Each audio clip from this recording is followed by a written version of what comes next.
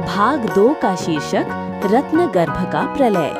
पिछली कहानी की पुनरावृत्ति संक्षेप। हरिश ने ताम्रदंत महासर्प और काल कर्कटक जैसे दानवों को हराकर रत्ननाभि शंख को जागृत किया।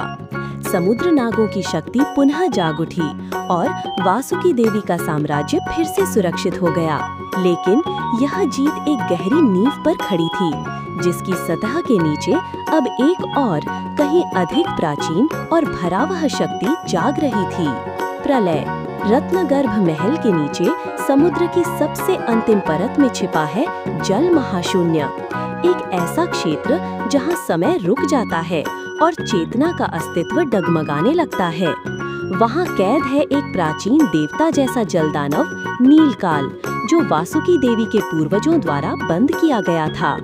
रत्ननाभि शंख के जागरण से उसकी नींद टूटी है। नीलकाल समुद्र के संतुलन को बिगाड़ने लगता है। लहरें उल्टी बहती हैं, जल कपियों का व्यवहार हिंसक हो गया है। उलक मीन अंधकार छोड़ने लगे हैं और मीन कन्याओं के गीतों में पीड़ा घुल गई है। नई चुनौतियां और पात्र।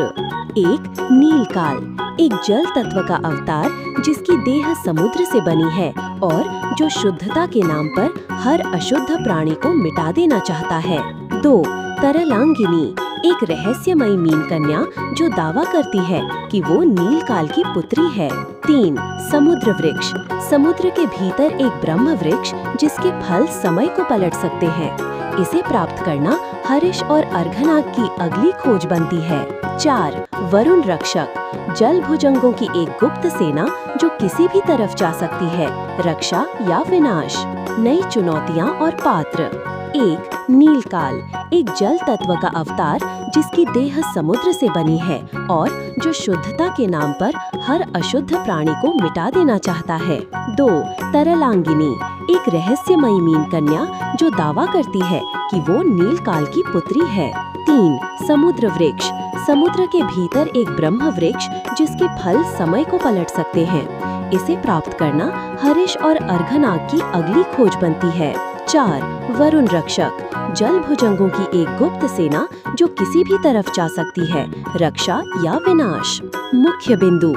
वासुकी देवी अपने स्वयं के अतीत से जूझती हैं, जहां खुलता है कि नीलकाल उनका ही पिता है जिसे उन्होंने बलिदान देकर बंद किया था।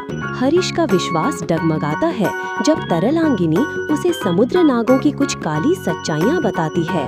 समुद्र वृक्ष को बचाने के लिए कर्कटक योद्धाओं और मकर वाहनों की सहायता ली जाती है। नीर द्वार फिर से खोलने की जरूरत पड़ती है, लेकिन इस बार नागलोक की देवी पद्मनागिनी स्वयं युद्ध भूमि पर उतरती हैं।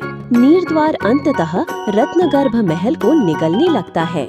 अंतिम क्षणों में हरिश और वासुकी देवी मिलकर रत्ननाभि शंख के प्राचीन मंत्र से उसे समय स्थिरक बंधन में बांधते हैं। लेकिन समुद्र की सतह पर एक नई दरार खुलती है जो अगले अध्याय की ओर इशारा करती है। जल और अग्नि का संग्राम, जहां समुद्र नागों को अग्नि नागों से टकराना होगा।